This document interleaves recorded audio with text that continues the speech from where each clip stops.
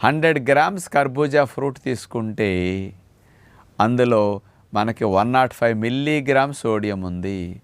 మనకి దగ్గర 300 milligram sodium per day సరిపోతుంది. అందుకని కర్బూజా పండు ఒకటి కొనుక్కున్నాం అనుకోండి, ఒక హాఫ్ ఈ రోజు వాడతాం, మిగతాది ఫ్రిడ్జ్లో పెట్టుకుంటూ ఇంకొక హాఫ్ నెక్స్ట్ డే వాడుకోవచ్చు. ఒక హాఫ్ కేజీ దగ్గర ఉంటుంది కదా, పావు కేజీ నుంచి హాఫ్ కేజీ మధ్యలో హాఫ్ కట్ చేస్తే, అలాంటి ఆ కర్బూజాని కట్ చేసి తొక్క గింజలు తీసేసి ఆ కర్బూజా మొక్కల్ని మిక్సీ వేయండి. మెత్తగా మిక్సీ అయిన తర్వాత దాంట్లో పాటు కావాలంటే కొంచెం పుచ్చకాయ ముక్కలు కూడా వేయండి. కాంబినేషన్ కావాలంటే కొంచెం గ్రైండ్ చేసేసి ఫిల్టర్ చేసేసేయండి, వడకట్టేసి తీసేసుకోండి.